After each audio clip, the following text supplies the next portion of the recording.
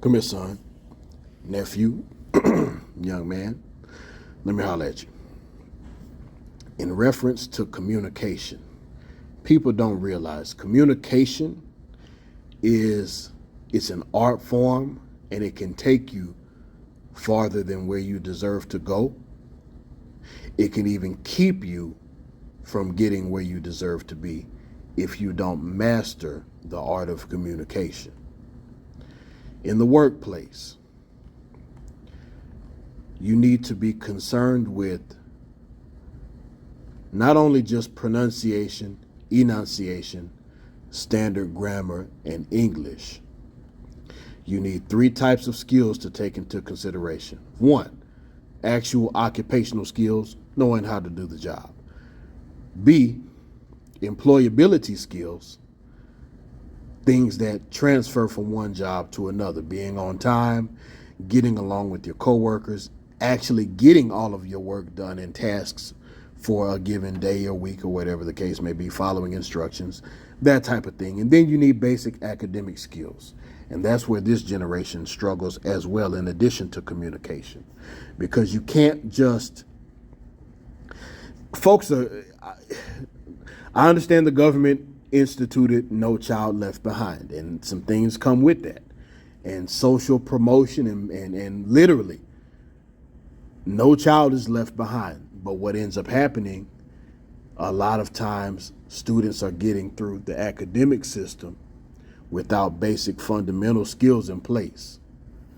Reading levels are much lower than they've been in the past. This is all fact. Math skills are much lower than they've been in the past. And now we see how apathetic workers have become, to the point where they don't even want to work. But I digress. I don't want to go off into a tangent. But look, you're going to need your basic academic skills, if nothing else. Multiplication, division, basic geometry, science, so you don't get yourself in a situation where you mix chemicals together that can kill you or anything like that.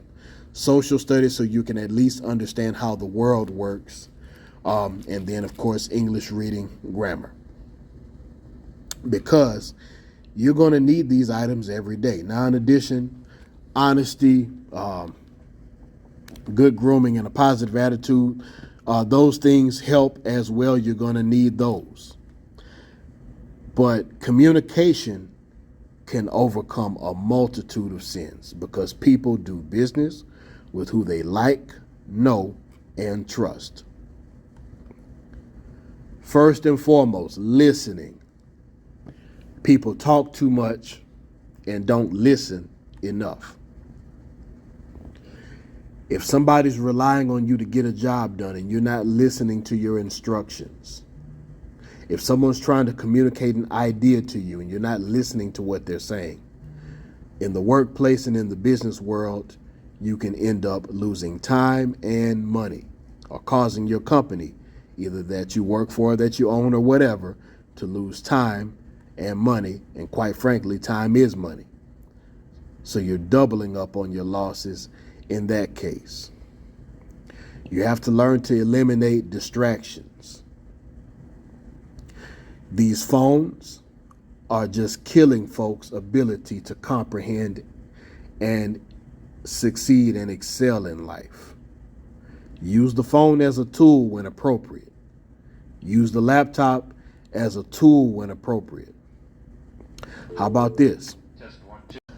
How about when people assume that they know what you're saying before you say it, or vice versa? Maybe you do that.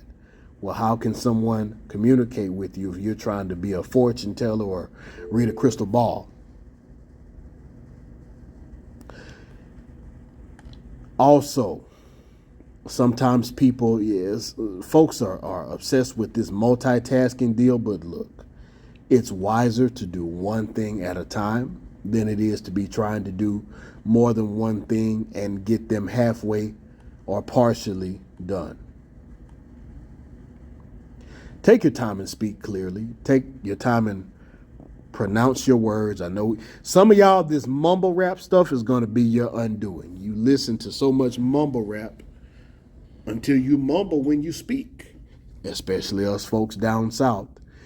When it's time for business, we need to take our time and make sure people understand what we are saying by pronouncing our words, enunciating, or making sure that each word is separated and that you can understand what each word is, using standard English, and then, of course, in your writing, using proper grammar.